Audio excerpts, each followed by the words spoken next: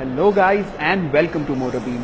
We are here to take a first look at the Tata Motors e-Vision, which is right behind me. This is the latest car that Tata showcased at the Geneva Motor Show. So let's take a quick look at the car. Alright, so let's start with the exteriors of the car. And let me just say that it looks stunning in its current form. Starting from the front, we've got these really slim and smart looking headlamps, which of course are LED, and the grille starts right from the tip of the headlamp and goes all the way to the other side.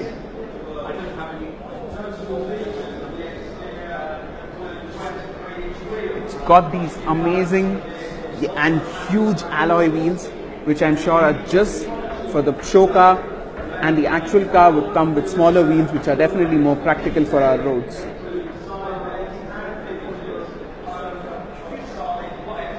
Moving on to the sides, gets these rather smart, however a bit unfunctional outside rear view mirrors,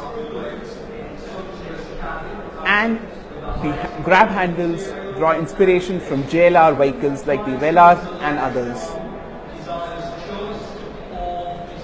Of course, Tata wants to show that they want to get into the electric vehicle space with this one, and hence this is called the e-Vision, and it proudly gets the EV badge here.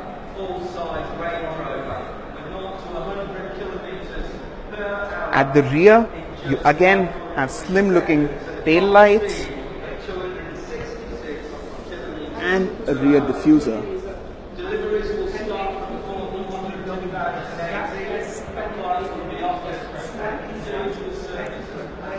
I will just try to show you different angles of the car.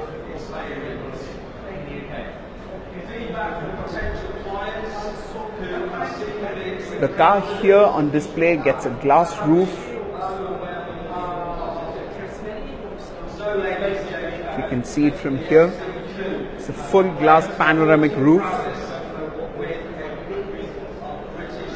And the interiors look rather interesting too. And just like that, we are inside the car now. The interiors are unlike any Tata ever seen before and draw huge inspiration from JLR products and even Volvo because of their minimalist nature. Looking at the steering wheel, it is well contoured and is a flat bottom unit with wood and piano black inserts. The instrument cluster is a full digital unit, which you can partially see from here. The central air vent is rather slim on this concept car, and it just gets a few buttons for the hazard lights, the glove box, the media and the drive modes. Now, one very unique feature which draws inspiration from Ferrari is the passenger display, through which passengers and even the rear passengers can see quite a lot. Again, moving on to the door cards, they look rather premium as well, and they also get really nice speaker grills, wooden insert and piano black inserts. The headrests here also look unlike any other C-segment sedan, whereas this panoramic glass roof liberates a lot of light in the cabin. So checking out the rear seat space, there's quite a lot of legroom here. My feet are very comfortable.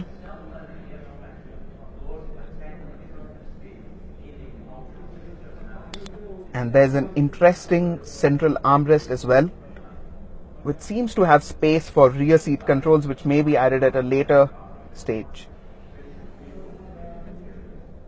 Again, a look at the rear door panels. And an interesting bit of detail here in the seatbelt clip.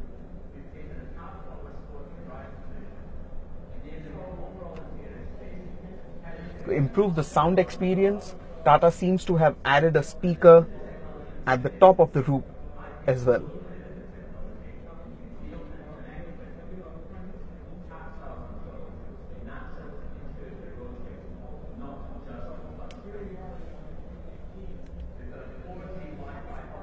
Gets a frameless rear view mirror. Let's move on to the front seats.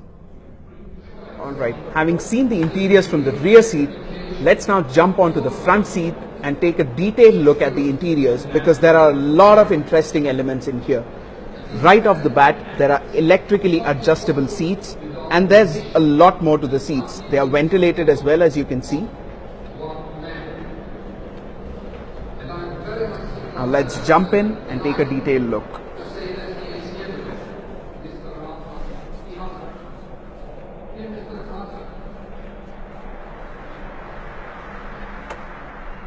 So here is the instrument cluster in a lot more detail.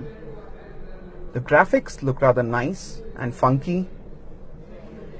Has paddle shifters, cruise control buttons around here, and the volume buttons around here. The center console is what is really interesting. So what Tata has done is that they have moved all the controls that you normally don't use way too often onto this nice screen, just like Volvo. So the seats get massage function, the aircon controls are in the screen, and all the media controls are of course on the screen as well. The vents, now the vents are rather interesting too. They are not the conventional vents, and they are based on the Dyson principle, which a lot of you would have studied in physics. The secondary display, you may be curious what all does it do. So it can show you all the information that you don't normally need while driving. So it can show you the navigation details if the passengers want to take a look at it and guide you. It can show you the music information, your social media feed, the weather information, and a lot more information. So it really opens up quite a lot.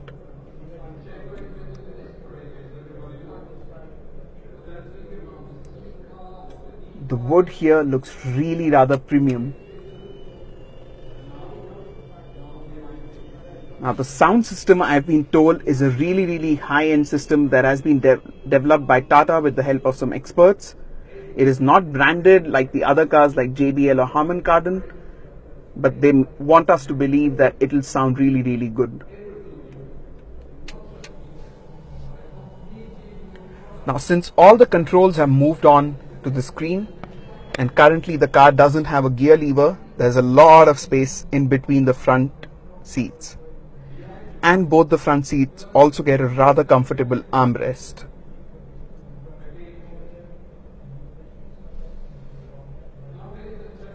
So guys, that is all about the interiors. Alright guys, that's it for this video. It was a quick first look at the Tata Motors e-Vision. If you like this video, press that thumbs up button and subscribe to Motorbeam for more such videos coming from the Geneva Motor Show pretty soon.